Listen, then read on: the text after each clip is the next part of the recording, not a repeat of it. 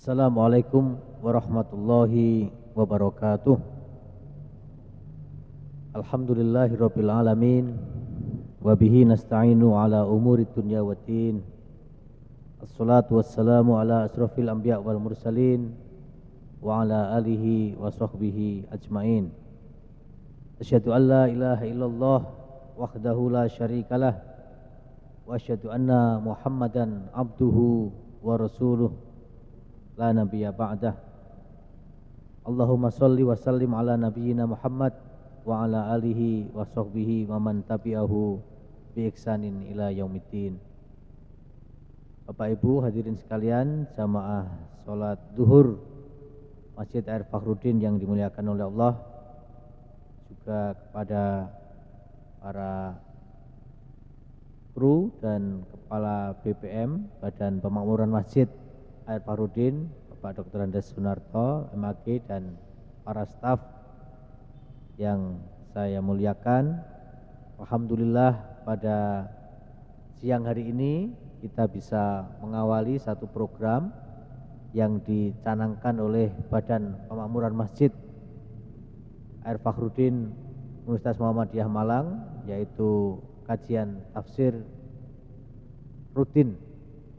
Mudah-mudahan hari ini merupakan awal yang baik bagi kita untuk memulai program yang sangat baik ini, dan mudah-mudahan juga kita diberikan kekuatan oleh Allah untuk menjalankan program ini dan mengambil pelajaran serta manfaat dari kegiatan ini. Salawat dan salam juga mudah-mudahan senantiasa terlimpahkan kepada junjungan kita Nabi Muhammad SAW yang senantiasa kita teladani dan kita ikuti uswah dan teladannya. Baik Bapak Ibu hadirin sekalian, jamaah Masjid Air Fakhruddin di mana saja berada, atau kaum muslimin dimanapun berada yang sempat mengikuti kegiatan pada siang hari ini, kita akan mengkaji atau mengaji tafsir. Ini karena ada beberapa sebab yang perlu kita sebutkan terlebih dahulu kenapa kita akan mengaji atau mengkaji tafsir. Pertama adalah tentu karena Al-Quran merupakan kitab utama umat Islam yang meskipun pemahaman secara mendalam terhadap Quran itu merupakan hal yang hanya bisa dilakukan oleh para ahli dalam bidang ini, tetapi hal-hal yang bersifat praktis dalam kehidupan sehari-hari tidaknya bisa kita ikuti dari kajian-kajian atau dari penuturan Al-Quran. Apalagi dalam lingkungan Muhammadiyah kita juga mengenal satu moto, yaitu arruju ilal Quran wa sunnah, kembali kepada Al-Quran dan sunnah. Maka seringkali ada pertanyaan tidak hanya dalam Muhammadiyah tetapi gerakan organisasi atau katakanlah madhab pemikiran apapun di Islam, kalau mengusung atau menganut prinsip arruju ilal Quran wa sunnah itu selalu ada pertanyaan kaifa tarji, bagaimana kembali, kaifa nuroji, itu bagaimana kembalinya. Maka pertanyaan seperti ini juga sering kita dapatkan ketika dalam kaitannya dengan Muhammadiyah yang menggunakan moto kembali kepada Quran dan Sunnah. Itu salah satu caranya menurut saya adalah dengan memahami isi Al-Quran. Kemudian yang kedua, tentu saja pemahaman umat Islam atau manusia secara umum terhadap Al-Quran itu berbeda-beda antara satu dengan yang lain. Tetapi setidaknya hal-hal dasar bisa dipahami. Sehingga ada satu ulama ya, At-Tabari yang dikenal sebagai ahli sejarah juga ahli tafsir, pernah mengatakan begini, ini la'ajabtu liman yaqra'ul Quran, sesungguhnya aku ini heran, aku ini bahasa Jawanya mungkin gumun gitu. Gumun dengan mereka yang membaca Al-Quran kaifa yaltazzu bi qiraatihi walam yafham maknahu. Bagaimana bisa menikmati keindahan bacaannya kalau tidak memahami artinya. Tentu saja karena Quran ini mukjizat, tanpa memahami artinya pun sebenarnya kita sudah bisa merasakan kemukjizatan dalam bentuk keindahan.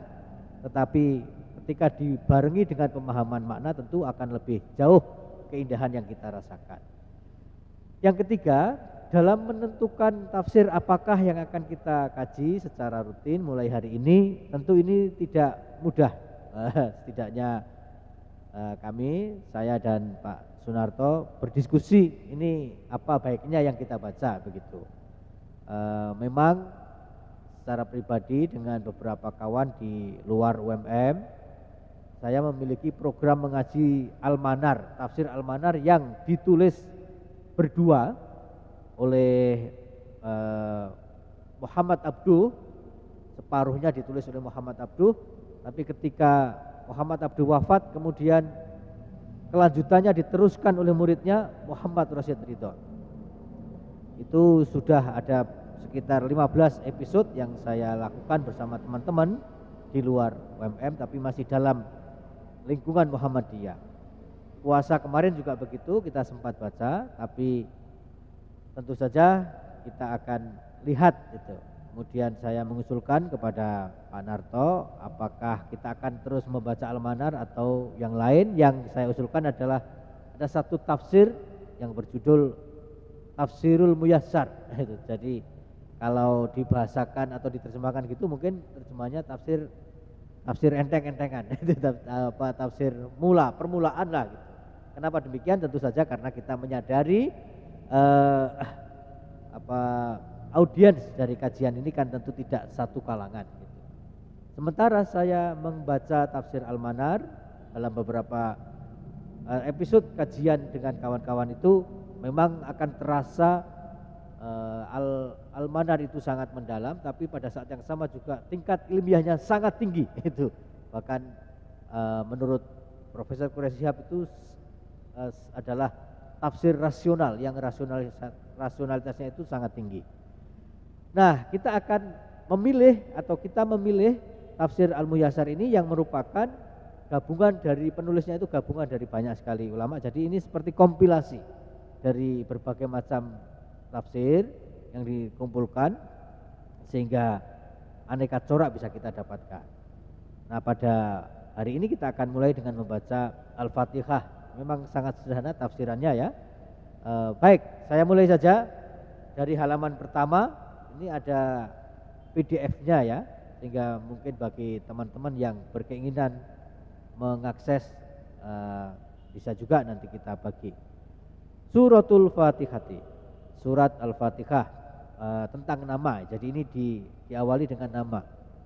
Sumiyat hadhihi suratu bil Fatihati. Surat ini dinamakan dengan Al-Fatihah. Al-Fatihah itu maknanya pembuka. Nah, ini tentu segera muncul pertanyaan dalam pikiran kita karena sehari-hari kita membaca Al-Quran. Dan tentu sangat lekat dalam pikiran kita bahwa surat pertama yang turun itu Al-Alaq, kan begitu. Tapi kenapa Al-Fatihah yang ditaruh di depan? Nah, maka para sejarawan atau para ahli yang berkaitan dengan kodifikasi Quran itu memang menyatakan ada urut-urutan ayat yang bersifat tauqifi. Tauqifi itu adalah seperti yang kita punya sekarang, Quran mushaf yang kita punya ini kan dari Al-Fatihah sampai Anas. Urut-urutan turunnya tidak begitu karena dari Iqra dulu. Iqra dulu kok malah Iqra berada di belakang. Maka kalau kita ikuti penjelasan para ahli tafsir atau para ahli ilmu Al-Quran, susunan Quran yang seperti itu disebut dengan susunan tauqifi, yang memang petunjuk dari Allah itu sudah nggak bisa ditolak itu. Tetapi para sejarawan untuk kepentingan memahami kronologi berarti urut-urutan, itu juga mencoba atau menemukan cara urut-urutan Quran tartibus suwar, itu istilahnya itu, urut-urutan Al-Quran itu dengan pendekatan tartib nuzuli. Tartib nuzuli itu artinya urut-urutan berdasarkan turunnya. Nah, itu menarik juga, tapi tentu saja itu bukan mushaf yang resmi digunakan umat Islam, karena yang resmi yang kita digunakan secara luas itu adalah Fatihah sampai An-Nas. Tapi dalam kajian sejarah ada juga yang mengusulkan tartib nuzuli tadi, yaitu susunan berdasarkan turunnya. Nah, kenapa dikatakan Al-Fatihah meskipun tidak turun pertama? Li'annahu yuftatahu biha Al-Qur'anu Al-Azimu. Karena dengan surat inilah, ya, dengan surat inilah Al-Qur'an itu dibuka. Nah, jadi disebut Al-Fatihah karena memang pembuka. Surat ini pembuka. Kalau kita mengikuti tafsir-tafsir yang ditulis katakanlah oleh para sarjana Indonesia, zaman dulu masih anak-anak itu di rumah saya menemukan bukan tafsir tapi satu buku berjudul Samudra Al-Fatihah yang ditulis oleh Bay Arifin. Tebel. Sebagai anak-anak yang dengan nalar sederhana ya berpikir Al-Fatihah itu kan cuma 7 ayat, kok jadi buku setebal itu. Nah, gitu. Ternyata memang Al-Fatihah itu Al-Manar, tafsir Al-Manar menyebutkan, Muhammad Abduh menyebut inti Quran itu ya ada di situ. Inti Quran ada di situ, yang dia bagi menjadi 5 inti. Kemudian maka disebut Al-Fatihah karena dengannya Quran ini dibuka. Ringkasannya itu di situ, membuka tapi juga meringkas. Kemudian ini juga sangat sering kita dengar, Al-Fatihah itu juga watusamma al-mathani, dan disebut juga al-mathani, atau lengkapnya ada yang memberikan nama itu as-sab'ul mathani. As-sab'ul itu artinya 7, al-mathani yang diulang-ulang. Maka kalau disebut watusamma al-mathani, disebut juga surat Al-Fatihah itu yang diulang-ulang. Kenapa? Li'annaha tuqra'u fi kulli raq'atin. Jadi rakaatin. Jadi Al-Fatihah ini dibaca di semua rakaat salat gitu ya. Walaha asmaun akhorun. Dan di samping itu juga punya nama-nama yang sangat banyak yang lain. Nah, itu. Jadi ini sekedar pengetahuan mendasar bagi kita tentang 2 nama yang disebutkan di dalam tafsir Muyassar ini, yaitu Al-Fatihah dan Al-Mathani, atau lengkapnya itu adalah As-Sab'ul Mathani. Kemudian disebutkan di sini abtadi'u, jadi ini yang apa, atau kalau ini menggunakan pola kalimat, karena ini juga tidak jelas yang dimaksudkan subjek kalimat ini tidak ada. Lagi bisa juga kalau kita baca abtadi'u berarti saya membaca, saya memulai gitu. Tapi kalau kita tidak masukkan subjeknya, secara subjeknya tersembunyi, maka ubtudi'a itu. Maka kalau kita baca ubtudi'a qiraatul Qur'ani bismillahi musta'inan bihi. Ya. Membaca Al-Qur'an itu dimulai dengan basmalah, dengan bismillah, dengan nama Allah. Itu maknanya adalah musta'inan. Itu wa bihi nasta'inu. Dan dengannya kami memohon pertolongan. Maka musta'inan berarti ya dengan mengawali pembacaan Quran dengan nama Allah itu adalah musta'inan, sebagai tindakan untuk memohon pertolongan bihi, dengan Allah. Kemudian di sini disebutkan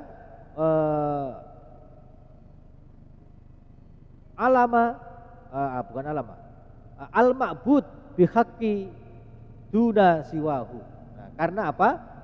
Karena itu merupakan sebuah penghambaan kita kepada Allah, bihaqqin, dengan hak yang hanya Allah yang memilikinya. Nah, itu di sini disebutkan al-ma'bud bihaqqin duna siwahu. Duna itu tanpa, siwahu selainnya. Jadi selain yang tanpa Allah. Berarti maknanya adalah kenapa kita harus mengawali membaca Al-Quran itu dengan nama Allah? Karena hanya Allah yang berhak mendapatkan pengabdian dari hambanya itu. Siwahu tidak boleh, yang selain itu tidak boleh. Wa huwa akhassu asma'illahi ta'ala. Dan itu adalah nama Allah yang paling khusus. Nah, gitu. Atau nama ini khusus hanya untuk Allah gitu, hanya untuk Allah. Wala yusamma bihi ghairuhu subhanahu. Dan yang selain Allah tidak dinamakan dengan itu. Oke. Kemudian itu penjelasan kata Allah, ya, kata Allah. Jadi kenapa disebut Allah? Kemudian Ar-Rahman.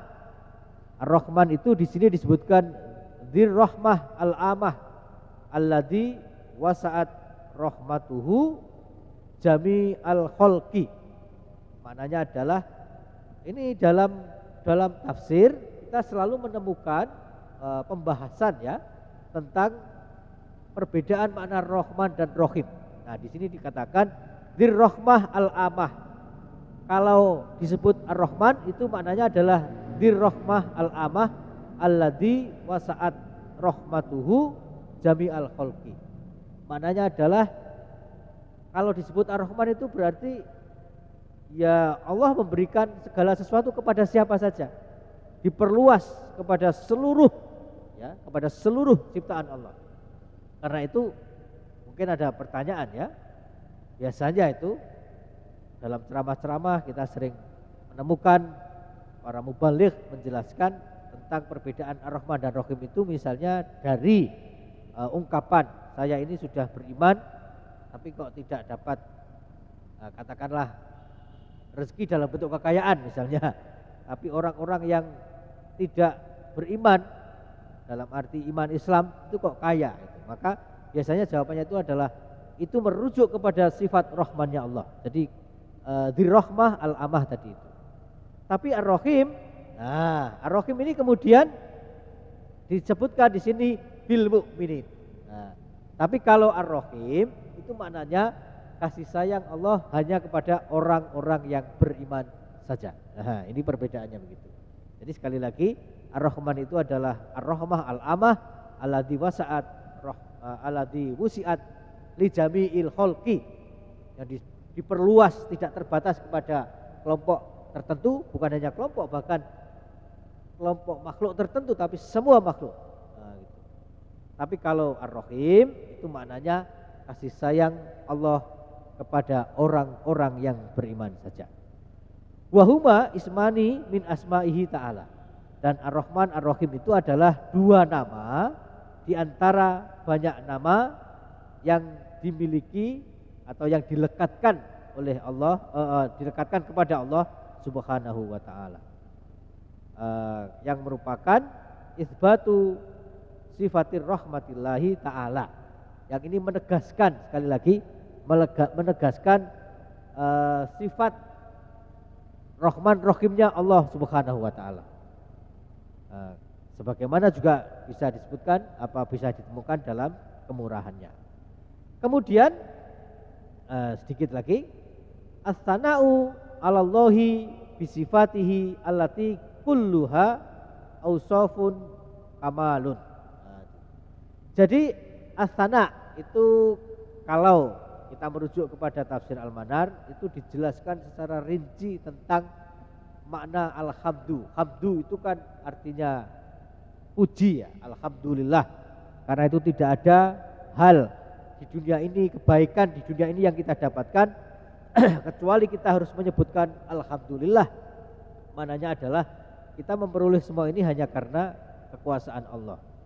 Nah, di dalam tafsir Al-Manar disebutkan alhamdu itu berbeda dengan as-sana'u. Nah, di sini yang dikatakan di sini adalah as-sana'u. As-sana'u 'alallah gitu.